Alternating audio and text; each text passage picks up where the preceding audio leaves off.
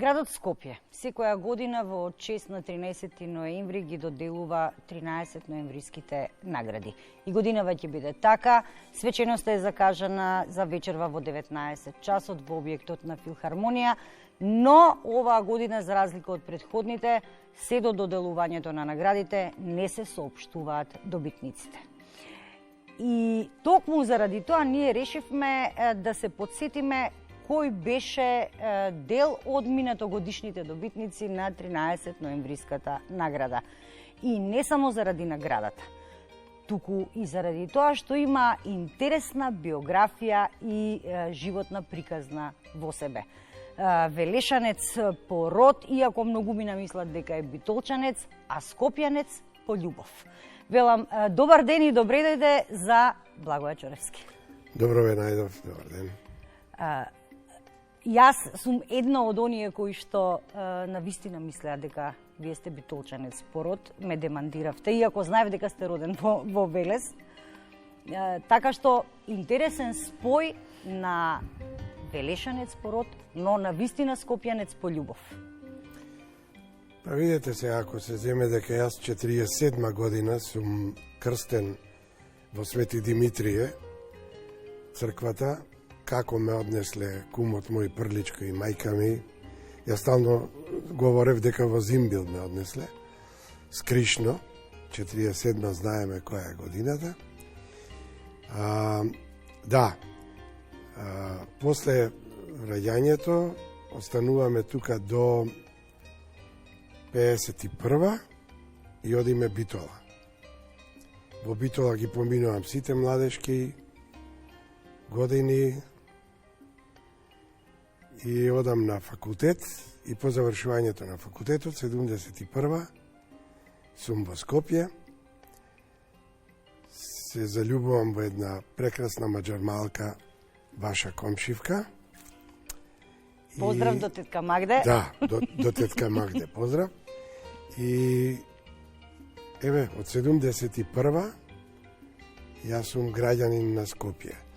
Јас ги сакам подеднакво. Сите градови се разбира, Велес ми е роден град. Така. Битола ми е младоста, а тука ми е се. И децата, и внуци, и се.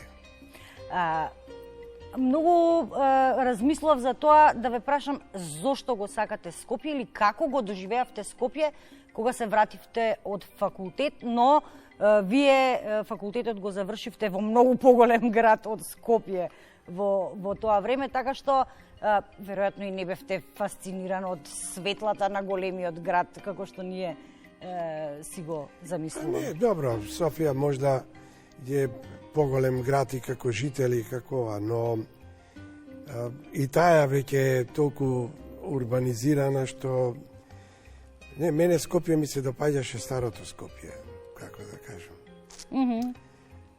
Еснафот ми се допаѓаше во Скопје. Разговорите на улица која ќе се сретнеш. Сега дали ќе кажеме добар ден или добра вечер. Со соседите од истиот влез? Да не говорам за маđarmalskите години поминати прекрасно мало. Воопшто сега е се променето. Бетон, железо, фрчат коли околу вас. Јас доаѓав од аеродром до тука скоро 30 минути. Тоа се не повеќе од 2 километри, 2 и нешто километри? Не, повеќе се, скоро 3 километри можда има, ама толку е. Нема кола до кола. Так.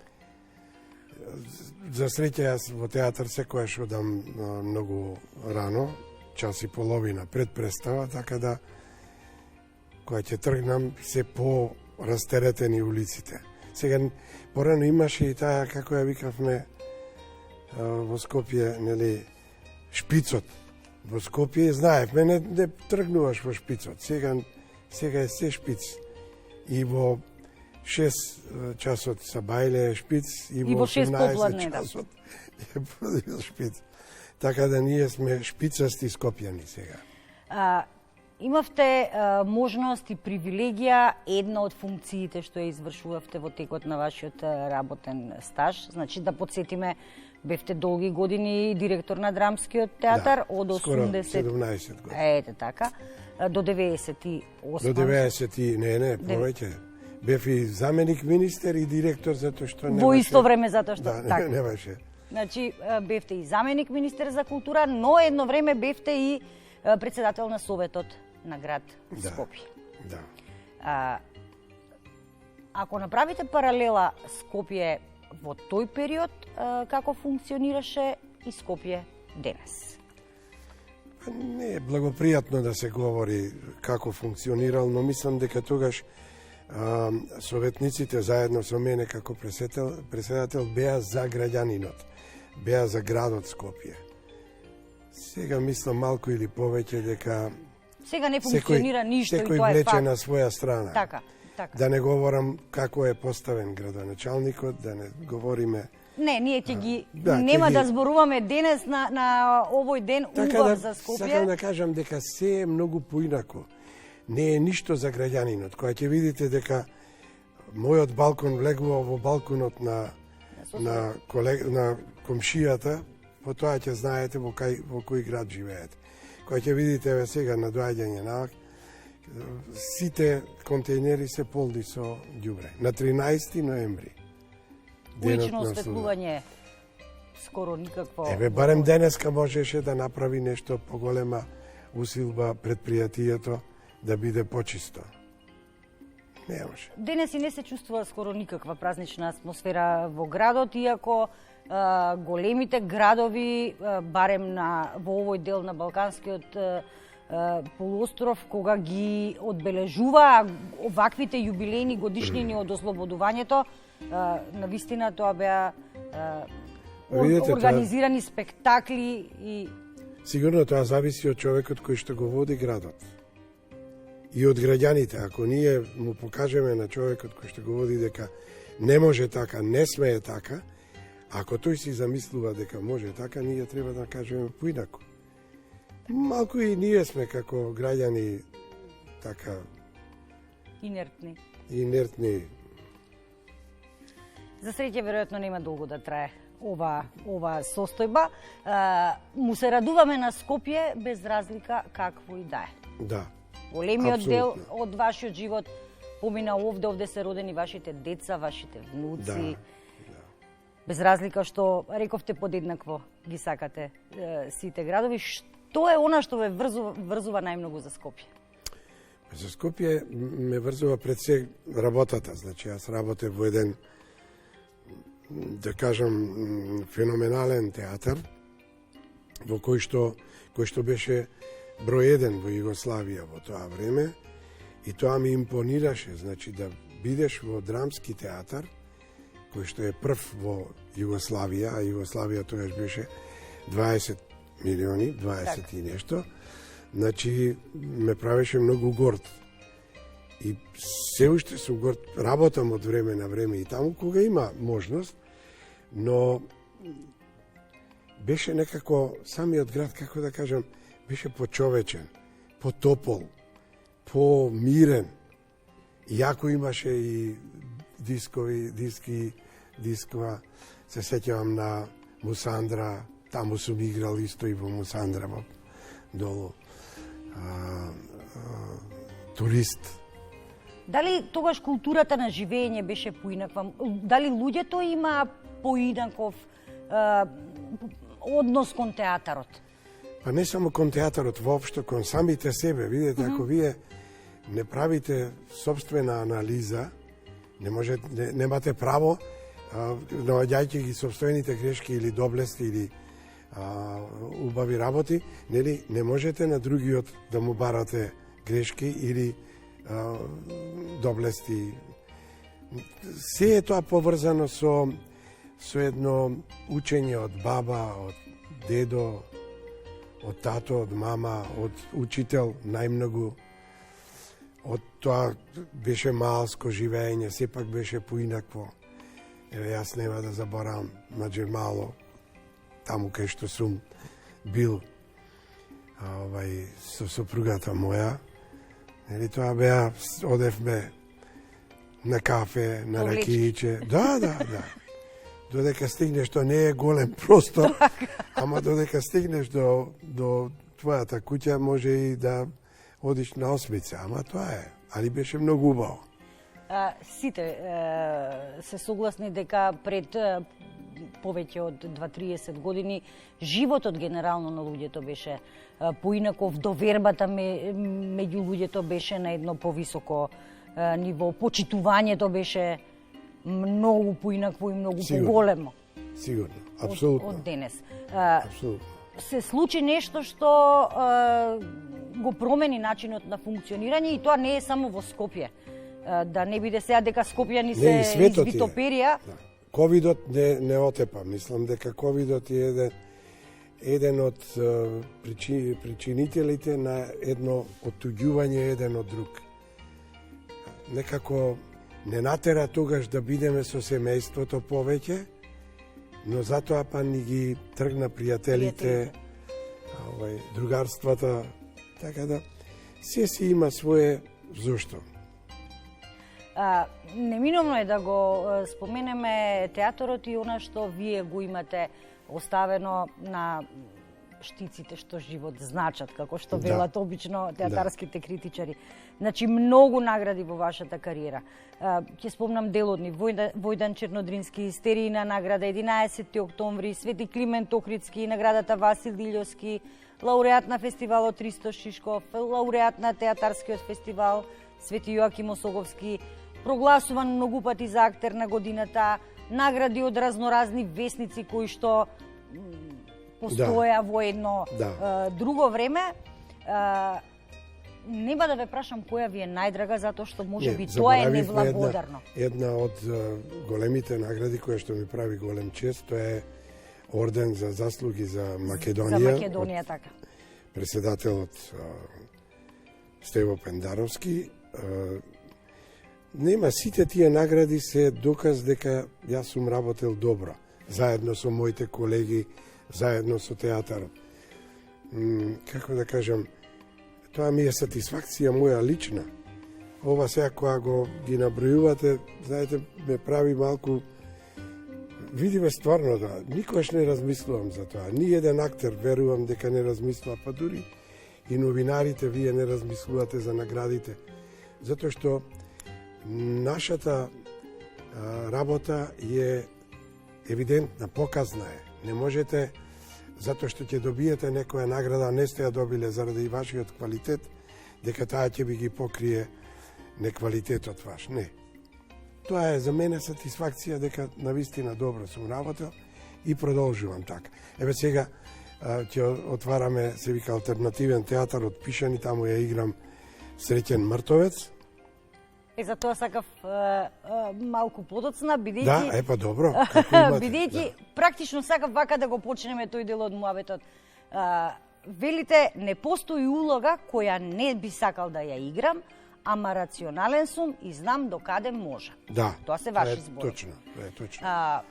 И веројатно не постои временска одредница до кога би играле, бидејќи вие сте, колку што знам, од 2012-та пензионер, ама сте активен и се уште се дружите и работите и со театарот, и драмски, и секаде каде што има потреба. Овој пат сте поактивен со овој алтернативен театар од Пишани. Да, многу е убав насловот. Јас случајна средба имав со директорот, водачот на театарот Маријан Ангеловски и ми даде текстови. И од тие сите текстови, многу му се добри текстовите, јас него не се сеќавам на него во Кихирику, знам дека пишуваше некој Маријан, ама кој беше Маријан? И кога ми ги даде, реков, ова ќе го работиме. И го работиме и сега на 23-ти имаме представа во Дом на Арама. Така да, јас секојаш сакам да работам. Не сакам да седам. Немирен сум кога седам многу. Но и публиката сака кога ве гледа на сцената. Добро, значи тоа дека взаимно давање е тоа, давање и земање. Морам да и дадам на публиката за да можам да земам од незе аплаузот. Тоа е големата награда. Тоа е најголемата награда за актери. Тоа е врвот на тоа дека си постигнал нешто.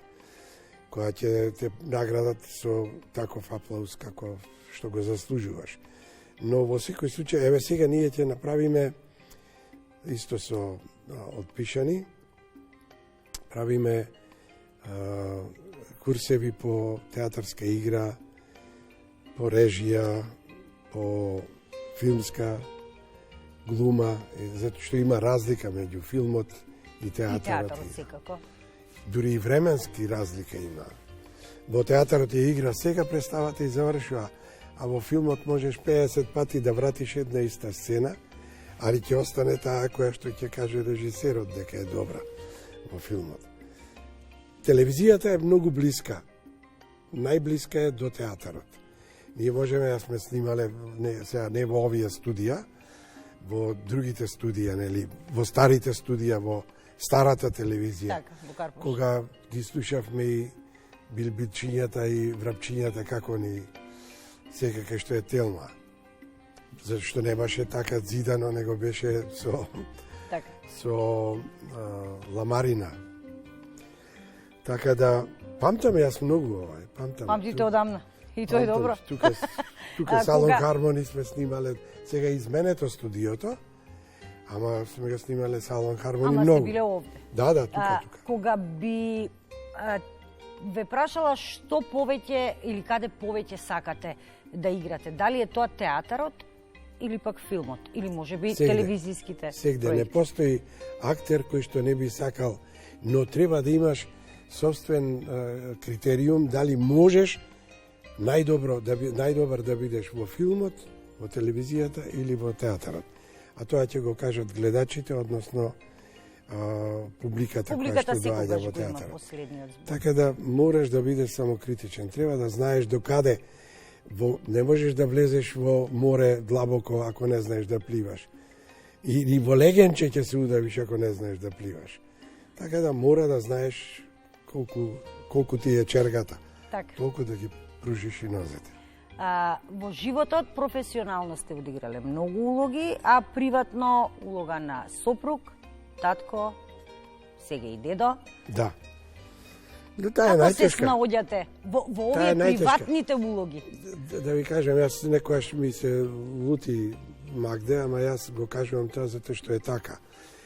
Магде е човекот кој што фактички ме создаде мене како актер, зашто ми дозволи доволно време да се занимавам со други будаласти, карактери, идиоти, да не кажам какви карактери не сум играл, убици. Така да, она ми дозволи да јас многу, не да кажам многу малку имав можности да бидам со децата, но ми дозволи да бидам тука цел. Сега сум цело време дома цел, така да компензираме колку можеме. Точно ли е онаа изрека дека внуците се сакаат повеќе од децата? Па добро има, да, како не, сигурно има. Или пак можеби затоа што за децата родителите немаат доволно време да се посветат, а за внуците го имаат целото слободно време. Мислам дека е тоа и тоа најмногу ги поврзува дедовците, бабите и внуците и внуките. Се родили наследник, зборувам од вашата страна, бидејќи имате веќе наследник. За актерство не, ни ќерка ми, ни син ми не сака, не. Тоа знаеме, но не кај знам, внуците... внука ми нешто е со... Внука ми од брат ми, да, во Битола. Лина, да, веќе. Лина, да. Но Гала е поцртањето повеќе и можда, не знам, тоа е прашање ним. Не треба да делувате на детето да биде нешто како родител или како дедо, да биде нешто кое што вие не сте можеле да бидете. Тоа е опасно за собственото дете, па и за внуците. Тие ќе бидат, имам јас примери кои што ми ги кажувале многу. Оставате да одберат што сакаат. Точно, јас никогаш не сакам да спремам човек кој што не носи со себе во уметноста. Так. Само ќе го спремите и ќе си пропадне сам себе, а тоа е уште поужасно. За крај на разговорот, само ќе ве прашам, имате ли омилен дел од градот? На почетокот споменавте дека го сакате повеќе старото Скопје. Да. Постои ли некој омилен дел од градот каде што сакате да го поминувате времето? Каде што одам сега, да, порано Маџар Мало ми било, Карпош, нели, што ми бил театарот, а сега ми е аеродром. Јас во аеродром сум, сегде сум дома, сегде сум во својот стан. Нема, било каде и да отидам, сум како дома. Сте биле ли скоро во Скопската чаршија? Па не можам да се сетам. Да, бевме. Обично ќе ме викнат на некоја промоција и само тогаш одам. Како да кажам, еве кажав пола час за да стигнам до телевизија.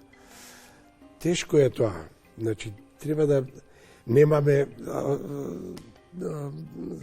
патеки за точаци, немаме патеки за пешаци, се однесуваме многу поинаку. Така да и ние како возачи сме нервозни, не даваме предности. Така да Скопје стана еден конгломерат на многу карактери, на многу луѓе. Дојденци како мене, еве. Јас сум исто дојденец. Но мислам дека се е тоа до културата на народот. Се разбира дека е така. Поединечниот. Верувам дека може уште многу да му абитиме. Ако сакате, не е проблем. Знам. Јас сум дојден во телевизија сега. Знам дека е така, но времето предвидено за разговорот измина. Искрено морам да кажам. Ова ми беше еден од најтешките разговори, затоа што ве познавам од кога сум родена. Од малечка. Така е, секојаш е така. Поинаку комуницираме зад камерите, овој пат мораше да ве персирам и да ги одбирам зборовите со кои што ви се обраќам. Гледате дека и јас све на вие ве зборувам. Апсолутно е така. Ви благодарам што бевте дел од Јас вам ви нашата благодарам, поздрав. емисија, а не случајно ве прашав за чаршијата, бидејќи она што сега ќе имаат можност да го погледнат гледачите, тоа е всушност една прошетка низ старата скопска чаршија и запознавање со занаетите кои што се на изумирање. Браво.